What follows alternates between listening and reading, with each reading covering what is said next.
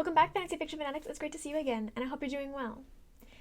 Today we are going to be discussing favorite books from the year 2023. And by this, I'm going to be sharing my favorite books from 2023, not just what I read in 2023, but the ones that actually came out and were brand new books in 2023, and letting you guys know what my favorite books are, and hopefully you will share with me the new books that you read in 2023 that you enjoyed and that were your favorites. And hopefully you will find some that you might like from this selection, and hopefully you'll share with me so I can find some books to try if I haven't tried them already. I did notice I had a fewer amount of books that were brand new that actually came out in 2023 that I read last year. I somehow ended up reading a lot from 2022 or 2021 or just older books in general. So not as many to choose from the year 2023 as I would have liked. Hopefully now in 2024 I can get back on the brand new book bandwagon and have more to share with you guys. But these were my top ones of the ones I have read for the year of 2023. How many times can I say the year in this opening? It seems like all I was doing was saying 2023 over and over and over again. So sorry about that. Let's go ahead and just move past this so we can actually get into real content. If you end up liking this list, please give me a thumbs up and subscribe if you haven't already. We would love to have you as part of the Fantasy Fiction Fanatics community, and would love to hear all about your thoughts about books and fantasy genre in general of all capacities. Okay. I have 4 books to share with you this time, so let's go ahead and get right into it.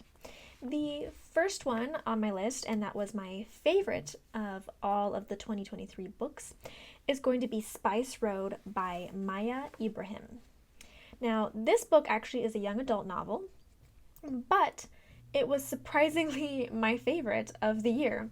Normally, young adult can be kind of 50-50 of like what you get. Like you either get something that you can tell is made for a younger audience and has a lack of sophistication or a little bit lack of depth, or you have the young adult novels that seem like they are adult novels but they're just more catered towards young adult in its characters and in the kind of plot lines it focuses on, like the problems the characters are going through. So this one definitely to me felt like this was a adult level novel in its writing and in its sophistication. Of course, the characters are younger in age, but they didn't lack depth or anything like that. So I really, really enjoyed it. This book is about a epic fantasy adventure over the sands that separate these two countries. There's like a secret country, and I don't want to say too much in order to avoid spoilers in case you do want to check it out, but this one has a lot of interesting fantasy elements with a little Arabian style world going on. It's got super interesting characters, it's got really cool concepts, and lots of great things. I actually did do a review on it, so I'll go ahead and link it somewhere up here or in the description below, so you can go ahead and check out that review if you find that you think this might be interesting. And I think Maya Ibrahim's first book was this book, so I'm really excited for the sequel. I'm hoping another one is coming out this year or pretty soon, because it does leave you at the end of this chapter and is going to be continuing on in another story. So definitely check this one out. Even though it's a young adult novel, do not think that it is going to be lacking in depth and in character-wise. It is truly a great book to check out. Number 2 is going to be The Endless Song by Joshua Philip Johnson. So this book was my most anticipated book. I really couldn't wait for this book. All the way back when I read the first book by Joshua Philip Johnson, the Forever Sea, which was my absolute favorite of, I think it was 2021, I think is when that one came out. That one was my absolute favorite for that year, so I was so looking forward to book 2, and it did not disappoint. His writing style is phenomenal, like seriously amazing. one of my favorite writing styles ever, to be honest. It has such rich detail without it being bogged down by detail, and it's got such rich character and world building. Super, super great. I love this author, and I hope he comes out with more books.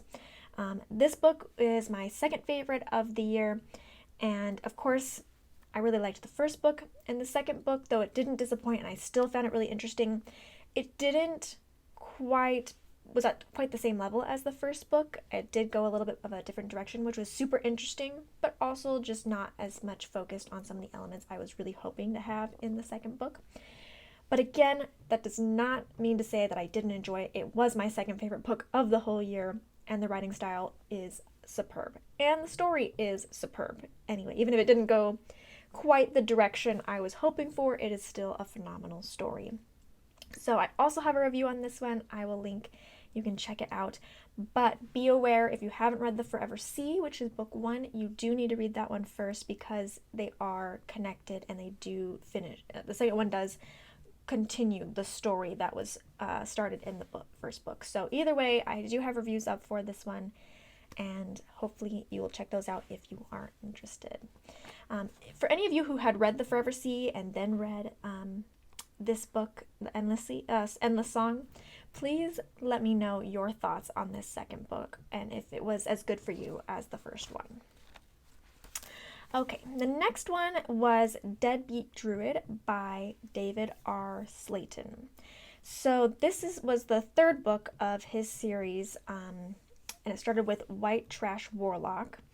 I think it's called the Adam Binder series, and this was my third favorite of the year.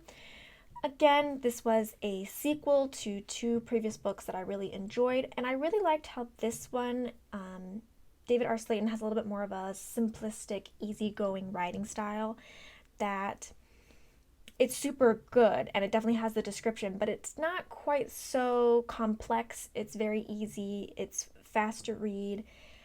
It does give good character depth, but it's not like hardcore as a story. It's a little bit more of a laid-back story, so I really enjoyed that aspect of it. I felt like we finished up some of the storylines that he had been building, and we got to see those characters get where they were going. I don't know if this series is ending or not, or if he's going to have it go further, but it definitely left it in a good place. That was kind of a little bit of a finish, and I just highly enjoyed it, and I enjoyed that it wasn't quite as hardcore of a story as some of the other books that I read, so it was a little bit of an easier going book to just relax and read too.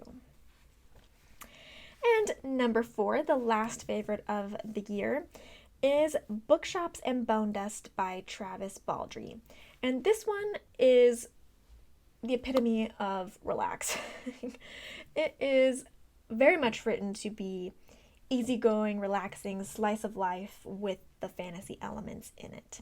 It is a prequel to Legends and Lattes, which was an amazing book, one of my favorites I've read in the last couple of years, and I definitely say to check that one out if you haven't already.